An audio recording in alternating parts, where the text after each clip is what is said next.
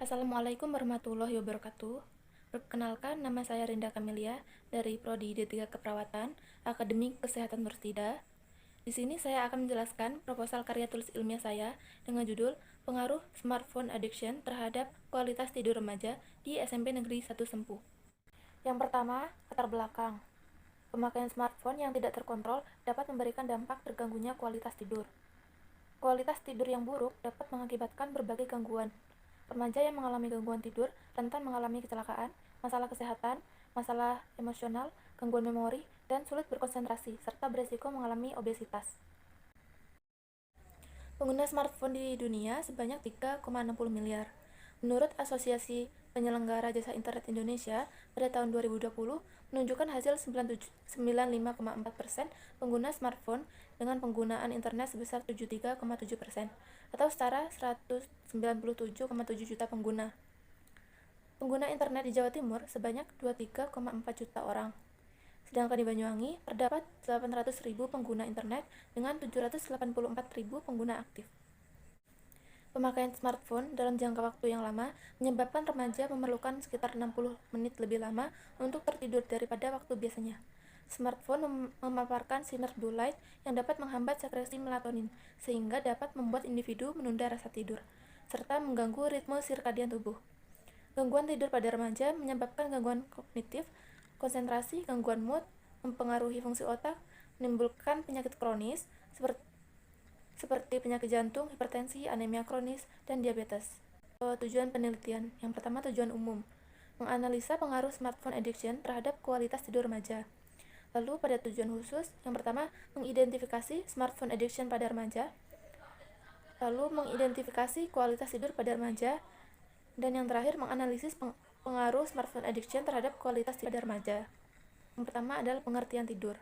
Tidur adalah suatu keadaan tidak sadar yang memiliki siklus yang berulang, di mana persepsi reaksi terhadap lingkungan hilang, dan dapat dibangunkan dengan stimulus yang cukup.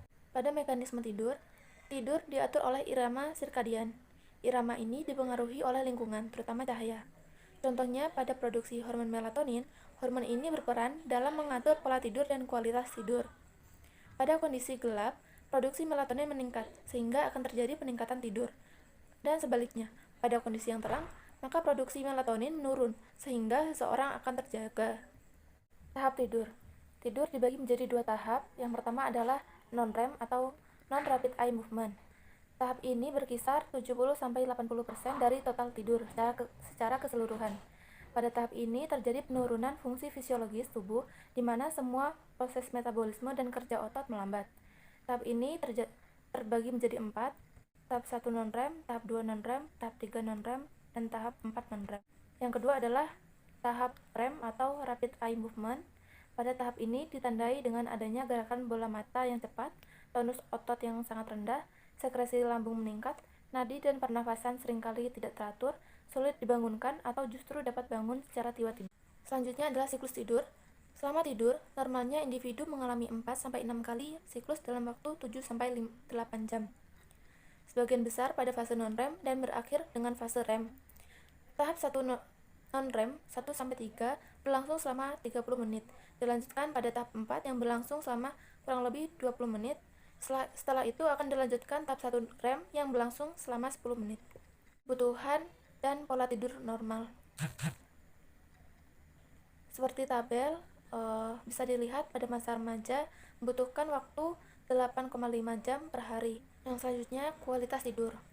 Kualitas tidur adalah kepuasan seseorang terhadap tidur, sehingga seseorang tersebut tidak memperlihatkan rasa lelah di keesokan harinya.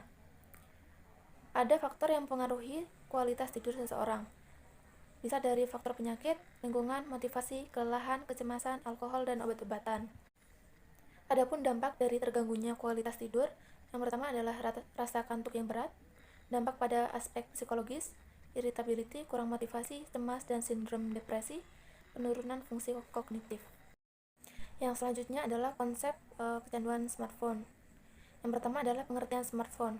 Smartphone sendiri adalah suatu perangkat telepon pintar yang dilengkapi sistem operasi yang canggih, memiliki fitur-fitur yang memudahkan penggunanya dalam mengerjakan sesuatu. Lalu pengertian kecanduan smartphone sendiri adalah suatu ketidakmampuan individu untuk mengontrol waktu penggunaan smartphone sehingga akan menimbulkan perasaan cemas dan gangguan hubungan sosial. Faktor-faktor yang mempengaruhi smartphone addiction. Ada 4 faktor. Yang pertama, faktor internal, berasal dari dalam diri sendiri, dikarenakan seseorang yang mudah mengalami kebosanan, kontrol diri yang rendah, kebiasaan menggunakan smartphone yang tinggi. Lalu faktor situasional seperti kecemasan, tingkat stres, kesedihan, kesepian, dan kejenuhan belajar. Lalu faktor sosial, yaitu seperti smartphone sebagai sarana berinteraksi dan menjaga kontak dengan orang lain. Lalu faktor eksternal terkait dengan tingginya paparan media tentang smartphone dan fitur-fiturnya. Lalu terdapat kriteria seseorang itu mengalami smartphone addiction atau kecanduan smartphone.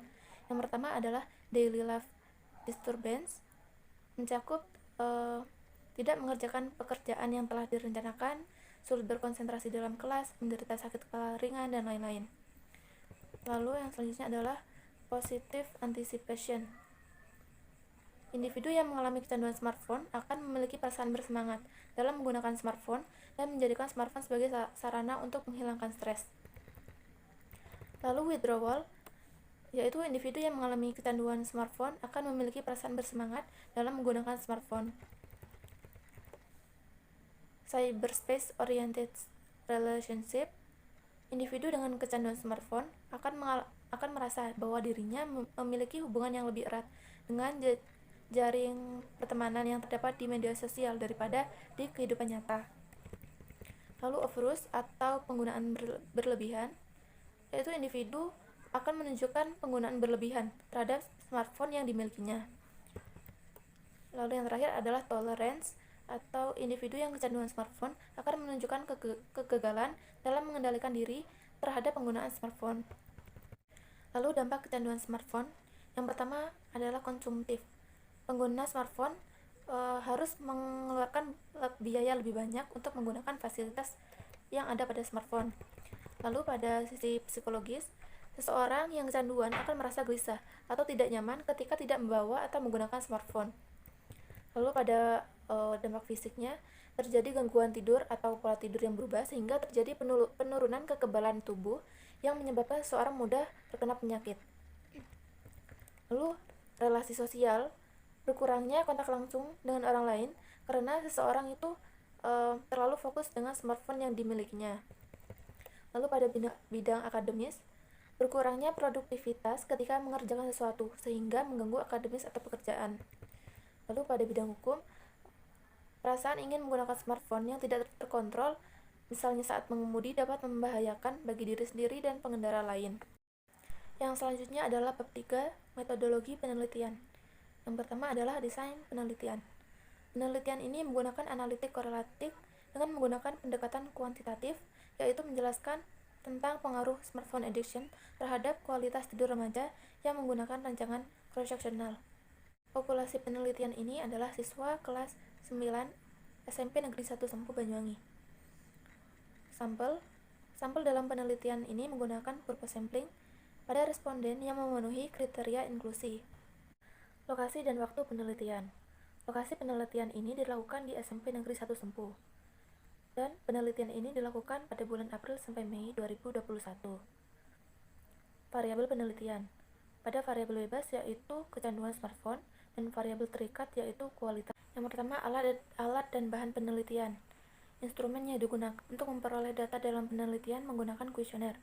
Kuesioner dibagi menjadi 2, yang terdiri atas kuesioner kecanduan smartphone atau Smartphone Addiction Scale atau SAS, dan kuesioner kualitas tidur yaitu the Pittsburgh Sleep Quality Index. Pada uji validitas adalah suatu ukuran yang menunjukkan tingkat kesahihan atau kevalidan suatu instrumen. Sebuah instrumen dikatakan valid apabila terhitung lebih dari R tabel. Pada uji reliabilitas, kuesioner Smartphone Addiction Scale telah dilakukan uji reliabilitas menunjukkan hasil Cronbach's alpha sebesar 0,931, sedangkan kuesioner PSKI telah dilakukan uji reliabilitas dengan nilai Cronbach's alpha sebesar 0,83. Analisis data merupakan suatu proses untuk mengubah data menjadi informasi yang dibutuhkan. Pada analisis bivariat digunakan jika terdapat dua variabel yang digunakan yang akan dianalisis. Lalu etika penelitian meliputi informed consent, anonimitas, dan keterbukaan. Sekian video dari saya, kurang lebihnya mohon maaf. Terima kasih. Wassalamualaikum warahmatullahi wabarakatuh.